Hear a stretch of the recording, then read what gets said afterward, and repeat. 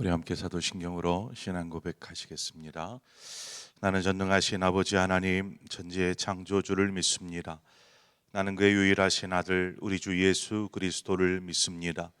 그는 성령으로 잉태되어 동정녀 마리아에게서 나시고 본교 빌라도에게 고난을 받아 십자가에 못 박혀 죽으시고 장사된 지 사흘 만에 죽은 자 가운데서 다시 살아나셨으며 하늘에 오르시어 전능하신 아버지 하나님 우편에 앉아 계시다가 거기로부터 살아있는 자와 죽은 자를 심판하러 오십니다. 나는 성령을 믿으며 거룩한 공교회와 성도의 교제와 죄를 용서받는 것과 몸의 부활과 영생을 믿습니다. 아멘. 우리 함께 찬송가 435장 나의 영원하신 기업 생명보다 귀하다. 우리 함께 찬송가 435장 찬송하도록 하겠습니다.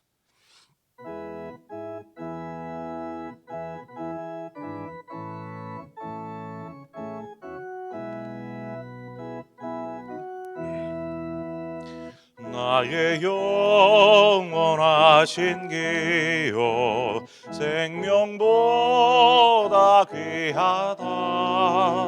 나의 갈 길 다가도록 나와 동행하소서. 주께로 가까이 주께로 가오니 나의 갈 길 다가도록 나와 동행하소서. 세상 부귀한 일함과 모든 명예 버리고 험한 길을 가는 동안 나와 동행하소서. 주께로 가까이 주께로 가오니 나의 갈 길 다가도록 나와 동행하소서. 어두운 골짝 지나가며 험한 바다 건너서 천국 문에 이르도록 나와 동행하소서. 주께로 가까이 주께로 가오니 나의 갈 길 다가도록 나와 동행하소서.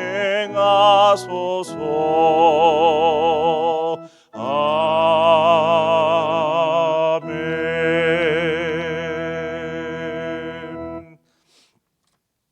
하나님 말씀 보겠습니다. 시편 68편입니다. 시편 68편 19절에서 27절의 말씀 우리 함께 한 절씩 교독해서 보도록 하겠습니다.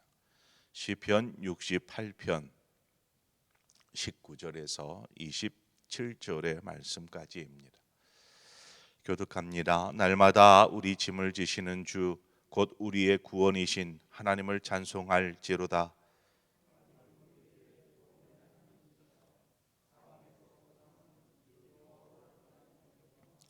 그의 원수들의 머리 곧 죄를 짓고 다니는 자의 정수리는 하나님이 쳐서 깨뜨리시리로다.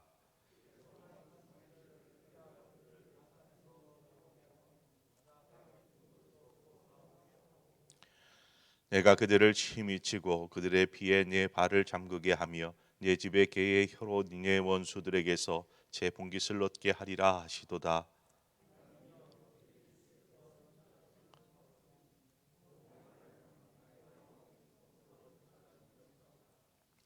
소고치는 처녀들 중에서 노래를 부르는 자들은 앞서고 악기를 연주하는 자들은 뒤따르나이다.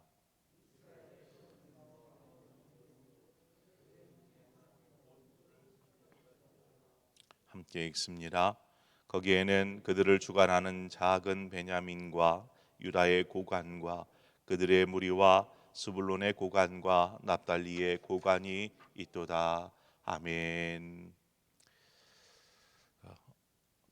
하나님은 어떤 분이신가라는 질문으로 말씀을 시작합니다. 하나님은 어떤 분일까? 오늘 본문의 다윗의 고백 가운데 하나님은 어떠한 분인가에서 그 고백이 정의가 나옵니다. 하나님은 구원의 하나님이시라, 이런 말씀으로 오늘 말씀은 시작이 됩니다. 그래서 오늘 구원의 하나님에 대해서 우리가 함께 말씀을 나누고자 합니다. 우리가 구원이라는 말을 정말 많이 사용합니다.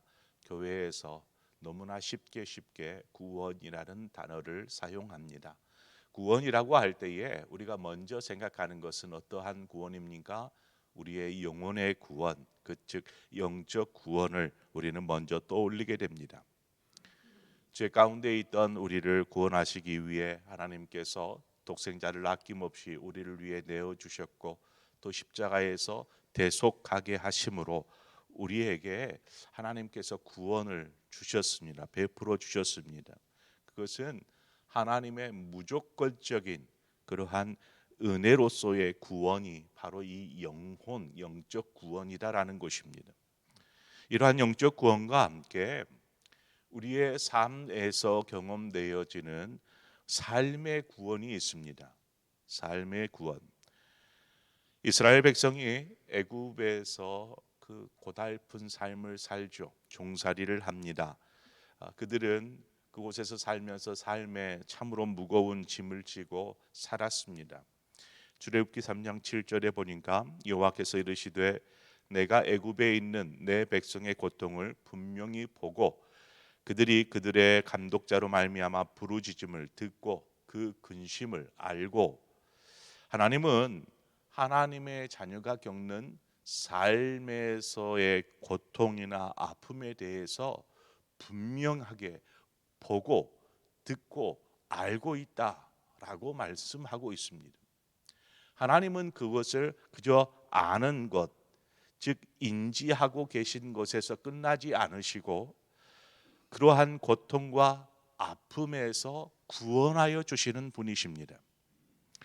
출애굽기 6장 5절에 가보면 이제 애굽 사람이 종으로 삼은 이스라엘 자손의 신음소리를 내가 듣고 나의 언약을 기억하노라 말씀합니다. 하나님께서 이스라엘 백성을 그러한 삶의 고통과 아픔 가운데서 구원하여 주시는 하나님, 구원하시는데 그러한 구원의 근거를 어디에 두느냐? 바로 하나님과 세운 언약을 근거로 하여서 하나님께서 삶에서 하나님의 자녀들을 구원하시더라는 것입니다. 하나님은 하나님의 백성의 고통에서 하나님의 백성을 고통에서 건지심으로 그 언약을 신실하게 지켜 가십니다. 자, 제가 이제 하나님의 구원에 대해서 두 가지로 말씀을 드렸습니다. 하나님은 우리의 영혼의 구원, 영적 구원과 우리의 삶에서 경험하는 고통과 아픔, 이러한 삶의 짐으로부터 하나님은 우리를 구원하신다라고 말씀을 드렸습니다. 자, 이 두 가지를 좀 더 자세하게 좀 들여다보도록 하겠습니다. 영적 구원, 영혼의 구원은 우리가 믿음을 소유함으로 그 구원에 참여하게 됩니다. 영적 구원은 하나님께서 그저 값없이 우리에게 주신 은혜로 주어지는 구원입니다. 우리는 구원을 위해서, 우리의 영혼의 구원, 영적 구원을 위해서 할 수 있는 것이 아무것도 없습니다. 우리가 우리의 영혼을 구원할 수 있습니까? 결코 그럴 수 없습니다. 그러므로 우리의 구원은 전적인 하나님의 은총에 달려 있는 것입니다. 우리는 은총으로 우리가 구원받은 것입니다. 여기에서 우리에게 필요한 조건이라고 한다면 그것은 우리가 우리 스스로 죄인인 것을 인정하는 것입니다. 하나님, 나는 죄인입니다. 그리고 내 영혼을 구원할 어떠한 힘도 없습니다. 오직 예수 그리스도만이 나를 구원할 구주이십니다 라고 예수 그리스도를 주로 고백하고 믿음을 가질 때에 바로 이 영적인 구원, 영혼의 구원이 우리에게 임한다라는 사실입니다. 성도는 이 기본적으로 가장 중요한 이 영혼의 구원에 대해서는 참 많이 들었고 잘 알고 있습니다. 그래서 믿습니다. 아멘 하고 영혼의 구원에 대해서 우리는 믿음을 가지고 있습니다. 문제는 우리의 삶에서 겪는 삶의 문제로부터의 구원입니다. 대체적으로 성도들이 삶에서 겪는 여러 가지 고통과 아픔, 삶의 문제로 이러한 많은 것들을 겪습니다. 그러면서 그러한 문제로부터 하나님, 나를 구원하여 주십시오. 삶에 정말 낙심 가운데 있으면서 하나님, 이 낙심에서 나를 구원하여 주십시오. 삶의 이 문제로부터 나를 구원하여 주십시오 라고 요청하는 경우가 많습니다. 하나님은 삶의 문제들을 풀어 가실 때에 앞서 말씀드린 대로 언약을 근거로 우리를 구원하신다 말씀을 드렸습니다. 그 언약이라는 것, 하나님께서 근거로 삼는 그 언약은 무엇입니까? 바꿔 말하면 약속인 것입니다. 약속은 혼자 하는 게 아니죠. 약속은 쌍방간에 이루어지는 것입니다. 즉 하나님께서 우리와 약속하셨습니다. 그래서 여기에서도 분명한 조건절이 붙습니다.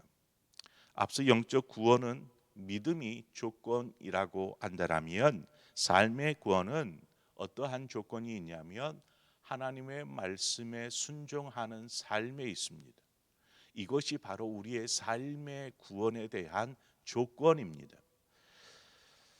신명기 30장 14절에서 16절의 말씀을 제가 읽어드립니다. 오직 그 말씀이 내게 매우 가까워서 내 입에 있으며 내 마음에 있은즉 내가 이를 행할 수 있느니라. 보라, 내가 오늘 생명과 복과 사망과 화를 내 앞에 두었나니 곧 내가 오늘 내게 명령하며 하여 내 하나님 여호와를 사랑하고 그 모든 길로 행하며 그의 명령과 규례와 법도를 지키라 하는 것이라. 그리하면 내가 생존하며 번성할 것이요 또 네 하나님 여호와께서 내가 가서 차지할 땅에서 내게 복을 주실 것임이니라.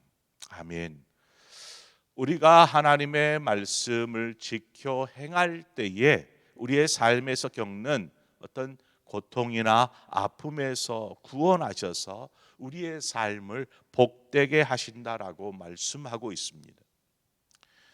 그런데 우리가 여기서 한 가지를 짚고 넘어가야 될 것이 무엇이냐면 하나님의 말씀에 순종할 때, 바꿔 말하면 하나님의 말씀을 지켜 행할 때에 바로 이 대목에서 오해가 일어납니다.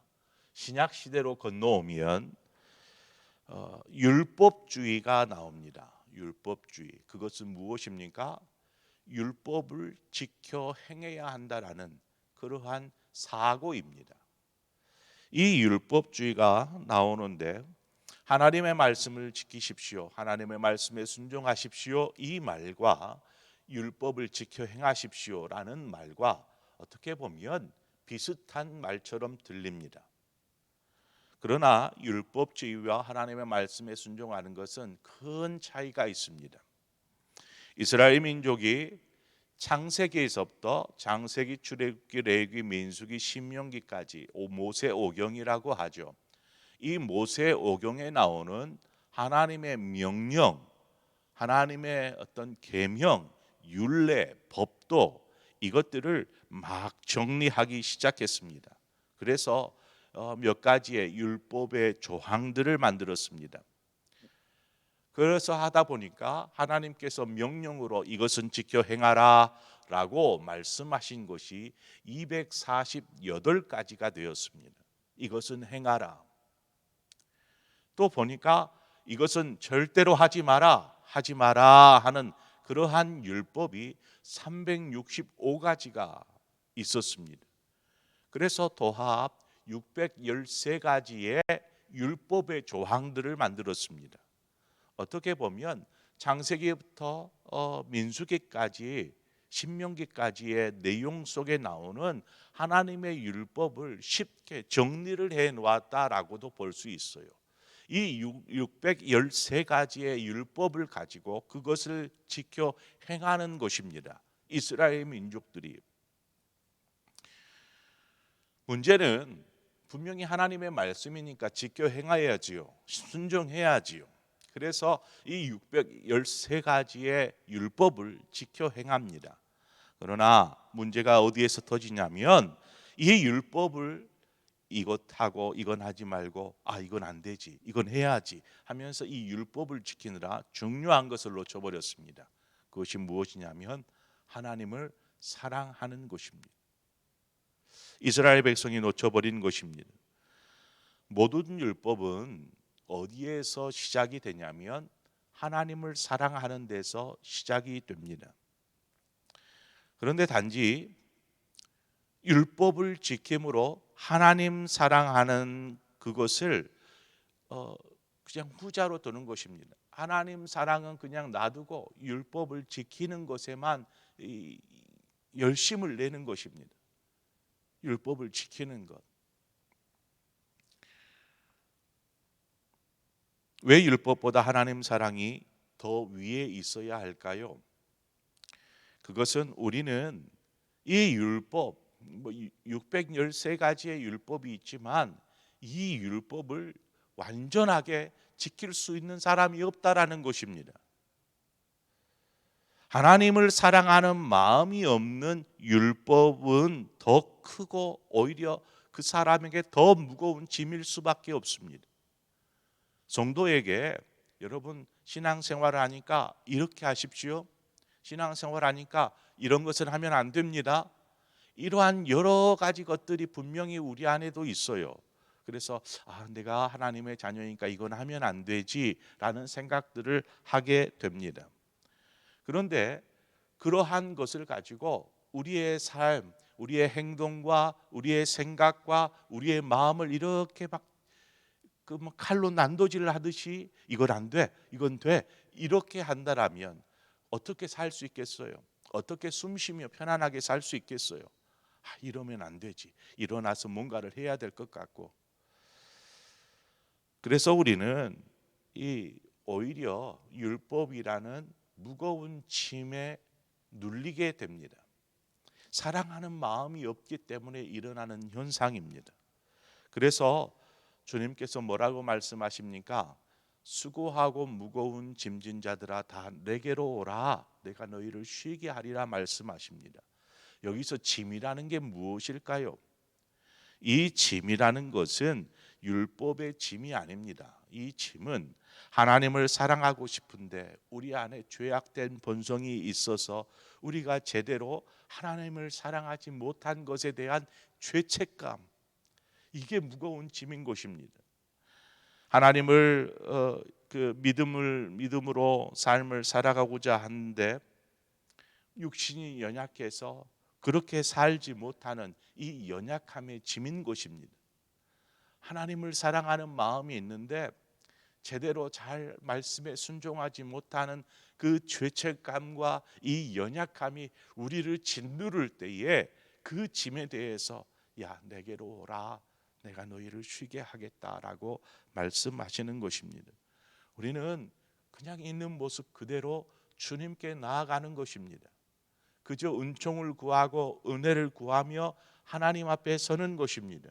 그러면 하나님께서 우리의 모든 짐을 가볍게 하시고 또한 우리가 설령 율법을 제대로 지켜 행하지 못할지라도 하나님의 자녀로서 하나님의 그 주님께서 열어놓으신 그 생명의 길을 우리는 끝까지 걸어갈 수 있는 것입니다.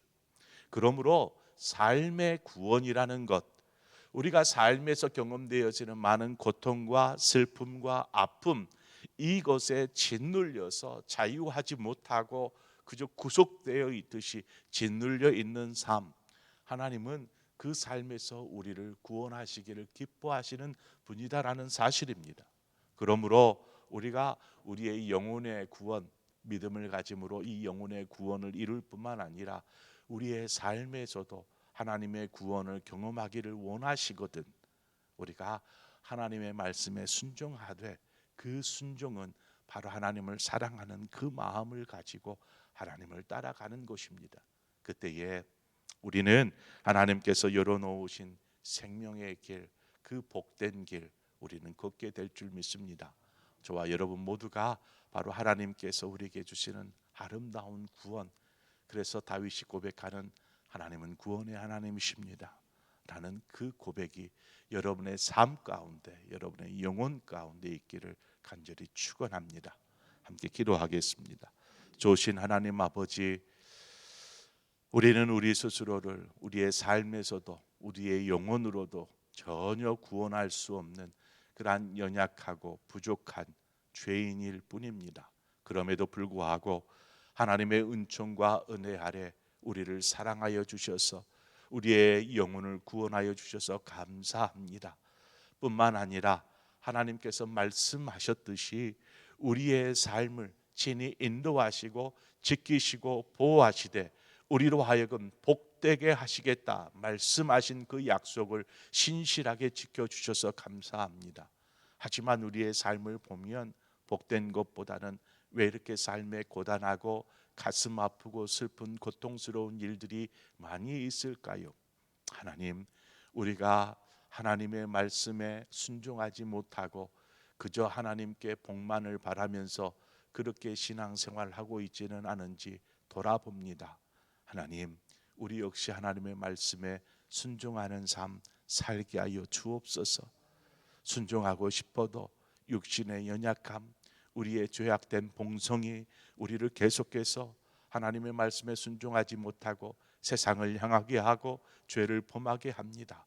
하나님, 그렇지만 초라한 모습, 죄된 모습일지라도 하나님 앞에 엎드려서 그 십자가 앞에서 주님의 은혜를 구할 때 우리를 외면하지 마시고 우리를 삶에서 구원하여 주시옵소서.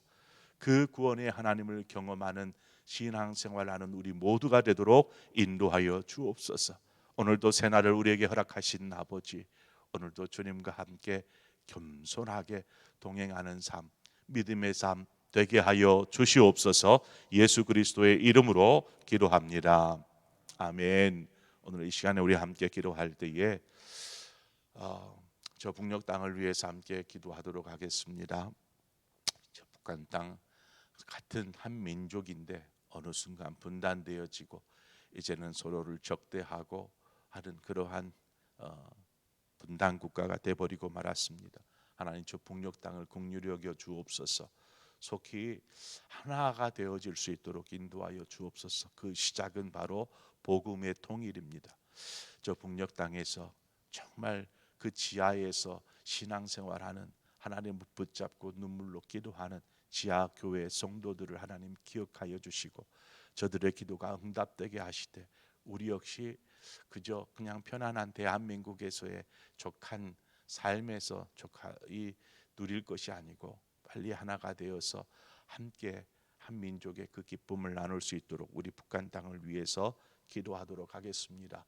또한 우리가 지금 돕고 있는 여러 교회들, 선교사님, 우리 세계 열방에 흩어져서 복음을 위해 수고하는 우리 선교사님들을 위해서도 이 시간 우리가 함께 기도하도록 하겠습니다. 그리고 우리 교회가 그러한 선교하는 교회 될 수 있도록 위해서 함께 기도하고 또 각자의 기도의 제목으로 하나님 앞에 나아가도록 하겠습니다. 함께 기도하겠습니다.